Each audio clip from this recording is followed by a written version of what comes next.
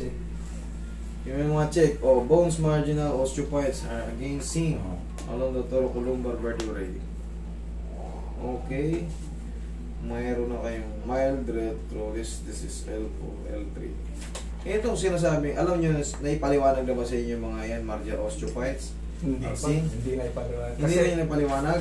history kasi, nung February na hospital ako, kidney stone. So, bumara sa ureter, kaya muntik na ako mag-kidney failure. Tapos, syempre, bedridden yun, parang nakahiga lang ako palagi dahil nga, may stent may tubo. Ngayon, kaya lagi ako nakahiga.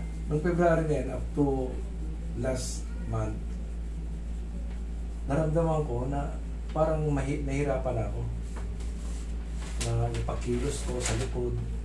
Pero nakita ko kasi dyan, lumbar disc. Ngayon, ganito, kailan kayo na depende kasi may siyempre tinahiyan. Wala akong hiwa. Anong ginawa sa inyo? Tubo lang pinasok. Catheter. O catheter, pinasok yung tubo sa stent hanggang sa kidney. Yung ba yung sa meno? Sa ari o sa singit? Sa ari pinasok. Okay, catheter. Ngayon, ito kasi, ako rin kasi may bato rin ako. Ilang beses na rin ako ng ospital.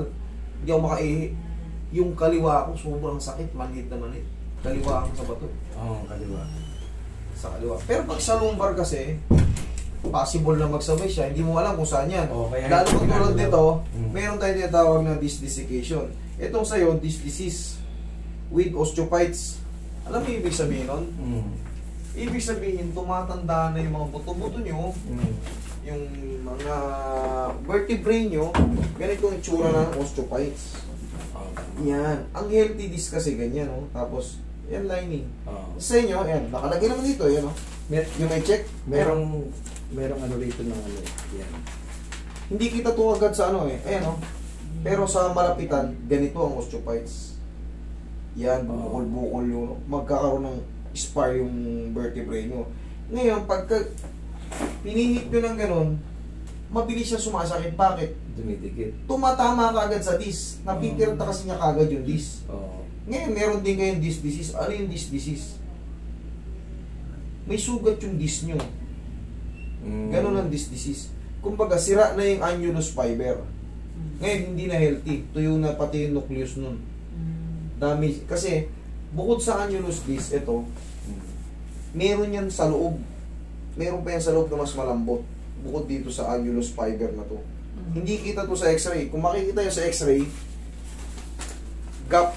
Kumbaga may, ayan o, hindi siya kita sa x-ray. Yan yung annulus disc na ito, bakante-bakante. Yan, pero hindi siya kita.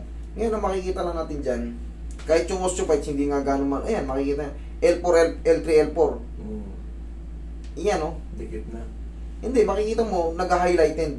Pansin mo siya yung pinakamaputi. Pansin mo? Yan yung osteophytes na sinasabi, L3, L4. Yan o. Bubukol-bukol yung mga buto. Yun ang osteophytes. Ngayon, kumbaga, the next, di ba yung mga explanation mas malalim, hindi nasabi sa inyo. Kasi ang concentration niya sa ano pa lang sa bato pa lang Sa bato. Sabi ko, tandaan nyo, kaliwa ang bato. Kasi ako meron. Kaliwa. Sabi ko, pagka okay na tong ano ko, tsaka ako pupunta rito. Mas maganda, pinahinga nyo. Kasi hindi ko rin kaya ko tinatanong kung may biniyak sa inyo. Kasi stress pa, i-squeeze ko kayo wala naman akong hiwa. Ano lang? Pasakit mo. Pinasok. Ano naman, sedated ako. Kaya hindi ko alam. Kaya pala. Tsaka 2 beses, inanuhan na ako ng stent. Ang problema yan, hindi nyo na makukontrol. Mababawasan yung control nyo sa pag-ihip. Minsan, pumapatak. Oo, ganun na.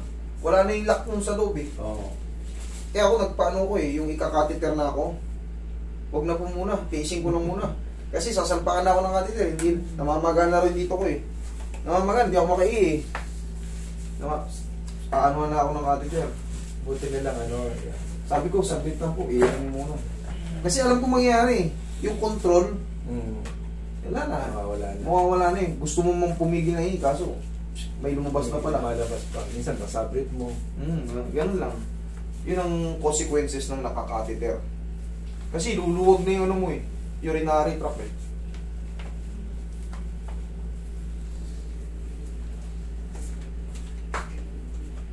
Tagal ko rin ang dusa. Alam mong tinira ko dyan? Sambong, Buko. Sambong. buko, yung balahibo ng mais. Yun ang mga pinagkakakana ko. Kaya nawala yung ano. Ano yun, yung balahibo ng mais, nilalaga ko yung buong mais. Damay-damay, hindi naman nakakalasog. Pag napabayaan kasi, kidney failure ka. Tapos hindi na ako pag madaling araw, hindi na ako nagpipigil ng bahala na ako mapuyat. Bumabangon talaga ako. Kasi mahirap pagka nag-kidney failure ka. Tapos lang yun, unti-unti ka nang papatay niyan. Dialysis ka na. Dialysis, pahirapan ka nun. Ihina na yung immune system, tagilid ka. Pag humina na yung immune system mo, multiple complication yan. Ikaw ang patagilid. Ay ka. Yun ang pinakamahirap pag nagda-dialysis ka. Medyo nga. Pag may pistola ka na rito, yung buong katawan mo, wala na. Mahina ka na. Hindi mo na may babalik yung dating ano. Kasi, pagka nagkaroon ka ng kidney failure, pati dugo mo, failure na rin. Pati liver mo, failure na rin yan. Sunod-sunod na magpi-failure yan.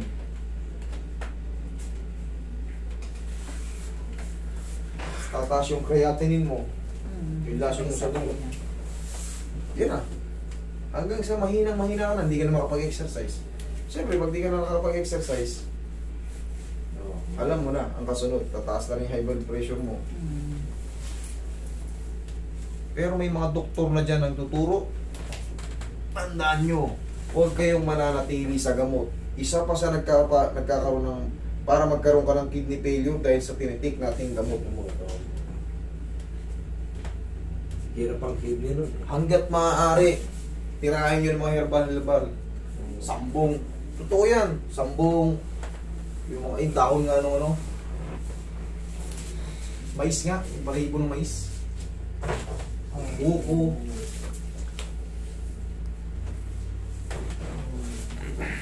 Grabe pag yung uminom kayong wala ka pang kinain, yung murang buko. Yung ihi mo, puting-puti, parang pwede mo ulit inumin. Dapa ka. Linis na linis yung pagtog mo. Yun ang pinaka-the best. Kaysa mag-pain reliever ka, masakit. Pain reliever. Hanggang 6 na oras, 4 na oras. Wala na. Pagtapos ng 6 na oras, 4 na oras, yang ka na naman. Ngayon, siyempre, ikaw, di mo alam gagawin. Inom ka na naman ng pain reliever. Bugbugin mo yung katawan mo sa pain reliever. Eventually, bumigay na yung iba pang parts. Lalo yan, pato na yan.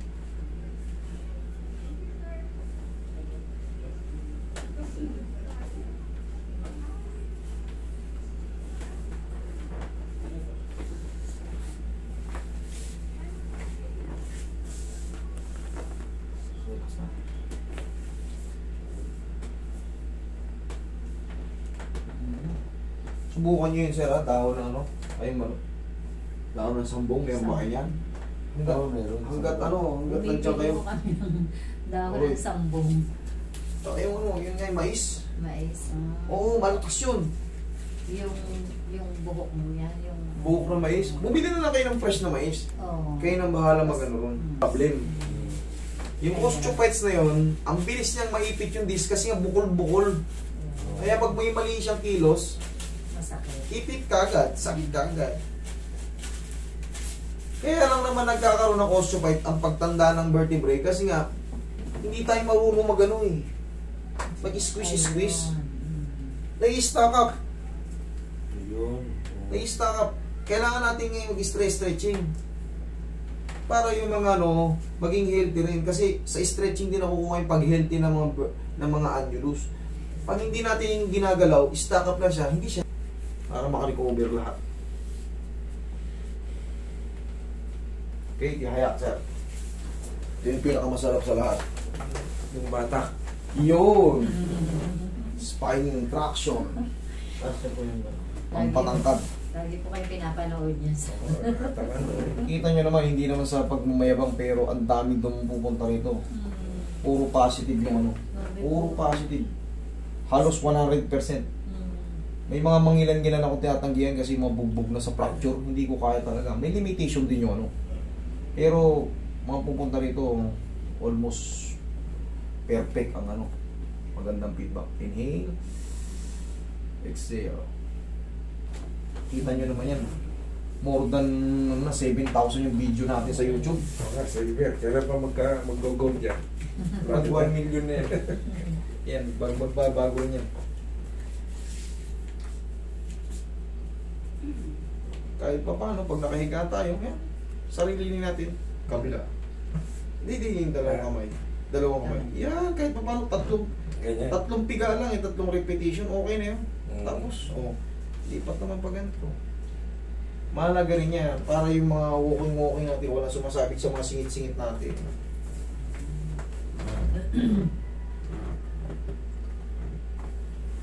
Tapos sabay, baba mo kami sa ako malak. Yan. Paano ganyan-ganyan nila natin? Para na yung mga joint gumalaw-galaw. Tapos yung ganito, sir. Diba pag nasa kama tayo, nakikita nyo na to eh. Yan nga, lumuo. Bibi na, parang ka lang nag-yoga. Ang sarap pa pag naiinat mo yung katawan mo. Ginagawa to ng mga yoga. Nakita mo naman yung mga nag-yoga.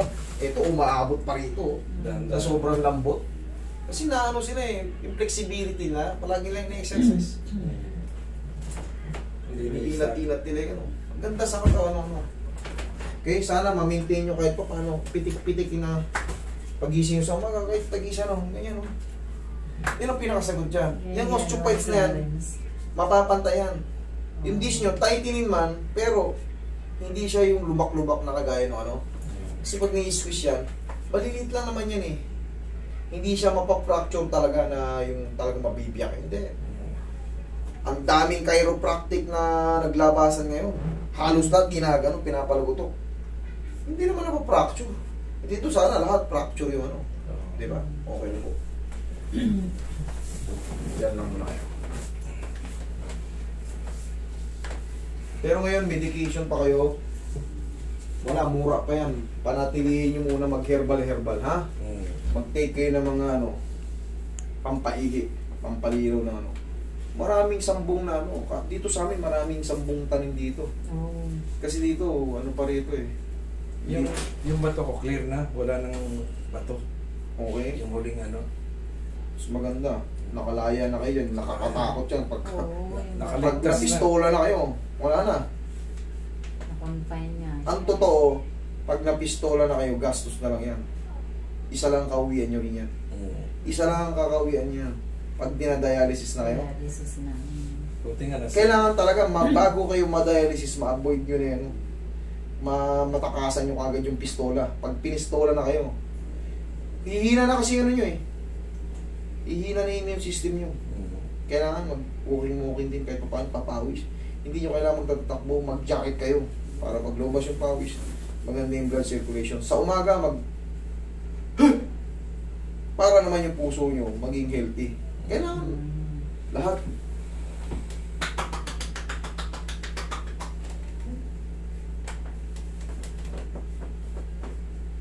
I-practice nyo rin yung breathing na maganda. Para yung puso maganda yun. Okay? Sir, pagkano meron pa ang interval nyo is September 22. September 20. Kung meron pa kayo nararamdaman, September 22, balik kayo rito. Okay.